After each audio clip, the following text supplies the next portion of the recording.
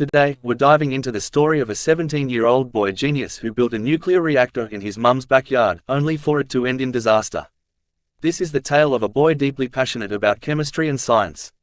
At first, it may seem like a good thing, something any parent would be proud of, but by the end of this story, you might wish your child never got into anything like this. In 1987, a 10-year-old boy named David received a book titled The Golden Book of Chemistry Experiments.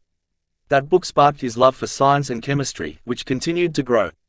Experimenting became a routine part of life for David and his family. He turned his mum's basement into a makeshift lab, and as he grew older, he worked several odd jobs, delivering newspapers, working at fast food restaurants, and more, to save money for his experiments.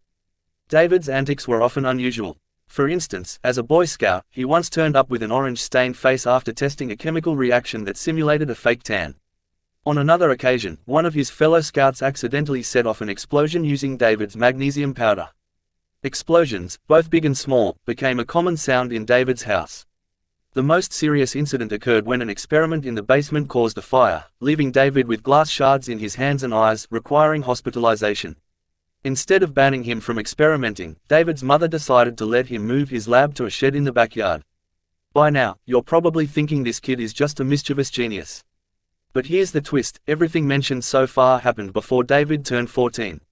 At 14, David earned a prestigious Boy Scout merit badge for building a model nuclear reactor. He also wrote a detailed report on nuclear fission and energy. This was when he started considering a bold idea: building a real nuclear reactor in his backyard.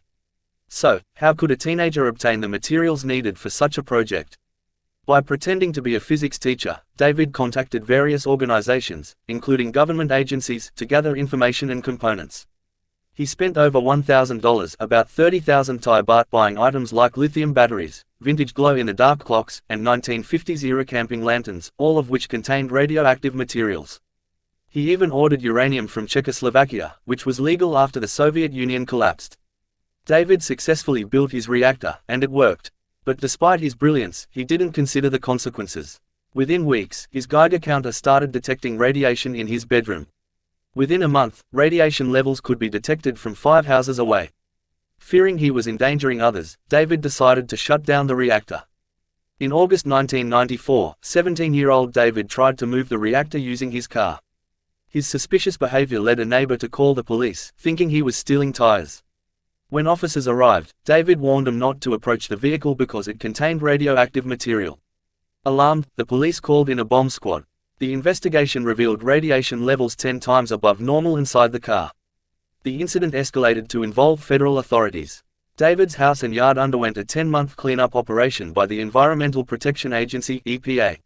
Despite the dangers, David refused any medical examination, fearing they would find abnormalities caused by radiation exposure. Although he didn't show visible health effects at the time, David's mental health began to decline. After high school, he joined the Navy, working on the USS Enterprise, a nuclear-powered aircraft carrier. He later transferred to the Marines and served in Japan, eventually reaching the rank of sergeant. However, after leaving the military, his life spiraled downward. In April 2007, 30-year-old David was investigated by the FBI after reports surfaced that he possessed radioactive materials. Though deemed not a terrorist threat, the FBI expressed concerns about his mental state. A witness claimed David was using drugs and exhibiting symptoms of schizophrenia. Despite his condition, David reportedly tried to build another reactor. Later that year, David was arrested for stealing smoke detectors from his apartment building, likely to extract americium for his experiments. By this point, his face was scarred, possibly due to prolonged radiation exposure. He was sentenced to 90 days in jail and underwent psychiatric treatment. David's story faded from public view until his death in September 2016 at age 39 from alcohol poisoning and drug overdose. David's life offers valuable lessons. His story, particularly the events at age 17, was not widely publicized until a 1998 Harper's Magazine article, later adapted into a book titled The Radioactive Boy Scout. The story even inspired a 2016 film. Interestingly, David's story became a source of inspiration for other young scientists, including Taylor Wilson, who built a nuclear fusion reactor at just 14. Ultimately, this tale reminds us of the importance of parental involvement in a child's education and hobbies. Without guidance, curiosity can lead to unintended consequences. If you enjoyed this story, don't forget to follow for more fascinating tales from around the world. See you in the next video.